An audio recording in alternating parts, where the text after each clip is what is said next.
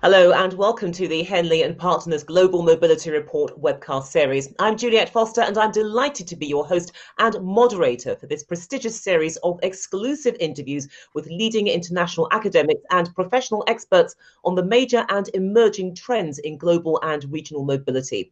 Grounded in geopolitical analysis and with a focus on the realities shaping our world, from COVID-19 to climate change to economic downturn and ongoing conflict, the Global Mobility Report series offers exclusive insight into mobility and migration patterns and looks at what we can expect in the months to come.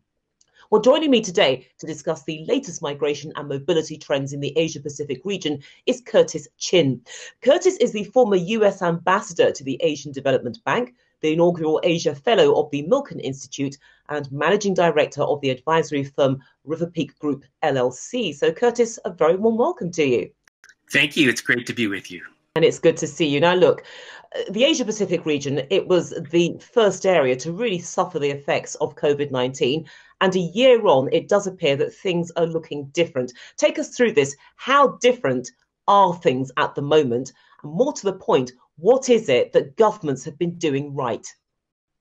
Absolutely. Broadly recognizing the diversity of the Asia-Pacific region, it does seem to be a case of first in, first out, meaning that some of the countries that first were hit by this pandemic are beginning to emerge. Of course, we've seen so much the news out of China, but when we look at the Asia-Pacific region more broadly, there was a recent Bloomberg report that looked at, what are the countries that one is probably best situated to be in during a time of a pandemic because they've been able to balance the economic and health concerns that come with this pandemic. And I'd say, if I remember correctly, there were probably like 12 to 13 out of the 15 that were in the Asia-Pacific region. These are countries like Japan, Australia, New Zealand, and of course, Taiwan has really been a leader in recovery because they've been these places that have been able to do what everyone says needs to be done early on, the contact tracing, the quarantines if needed. And so again, if I think about the broad diversity of Asia-Pacific region, indeed, some of those nations first in are indeed the ones first out. Has it been a similar story in India and the Philippines? What has been going on there that we should be aware of? It's a terrific question, and it's a question that the answers are evolving. Back in November, India and the Philippines, as well as the largest Southeast Asian nation, Indonesia, were picked out as places that really things were not doing so well. Those countries' leaders were not able yet to balance those economic and health concerns. But just in the last few days, we've seen how India has moved up in those rankings because of their progress with delivering a vaccine to their citizens. So for me, one thing it suggests is that even though maybe you weren't doing so well, let's say a month ago, things can change as governments adapt and learn from kind of what has happened so far. From your perspective, do you think that COVID-19 has encouraged governments to be innovative when they're looking at travel visas, air corridors, and indeed long-term visa programs? And are we seeing that enacted in Singapore? Absolutely. And of course, I might be a little bit biased because normally pre-pandemic, I'm based in Singapore. But Singapore is a terrific example of a nation that is seeking to innovate. I saw this firsthand this past December when the Milken Institute, a group I'm associated with, based in Singapore, put together really one of the first major convenings anywhere in the Asia-Pacific region. But it wasn't just like things in the past. It was more of a hybrid event where we had people, of course, online, some people flying in from across the region, thanks to some innovative practices that Singapore has put in place with regards to testing. But also we had our chairman, Mike Milken, come in by hologram. So I think it's that creativity, it's that willingness to embrace technology that has Singapore helping lead the way in adapting to what we all call this new reality we're facing. But overall, what do these initiatives tell us about how Singapore is positioning itself as a safe, secure place to live and, of course, do business? When I think of Singapore, really two words come to mind, which are lessons for other nations. The first word is trust.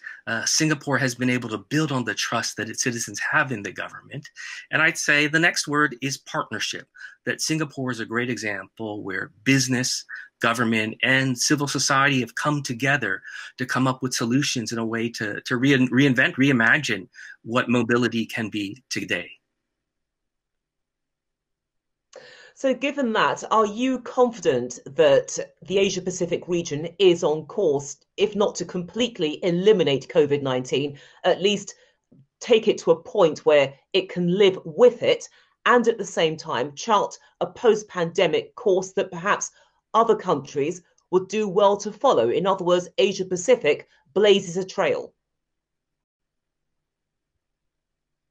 Generally, I'm Mr. Optimist, but I also have to be a little bit realistic here. And I have to say, I don't think COVID-19 will be completely vanished from our world anytime soon. But one thing I am confident about is that nations in the Asia-Pacific region, like a Singapore, like a New Zealand, a place like Taiwan, can reimagine, can reinvent mobility. And, you know, it makes me think back to end of January when there was a terrific poet and a Milken scholar named Amanda Gorman who gave the inaugural poetry reading at the inauguration of President Biden. And in it, she said that somehow we've weathered, we've witnessed a nation that is not broken, but simply unfinished. And that's how I think about global mobility today. It's not broken, but certainly global mobility needs to continue to evolve and change. And I'm confident that the Asia-Pacific region writ large will do that in time. Okay, Curtis, we're going to have to leave it there, but thank you so much for sharing your very valuable insights on the latest migration and mobility trends that are happening in the Asia-Pacific region. Thank you. And thank you. It's been terrific to be with you. And I'd like to thank you, our online global audience, for your engagement and indeed your participation in the Henley and Partners Global Mobility Report series.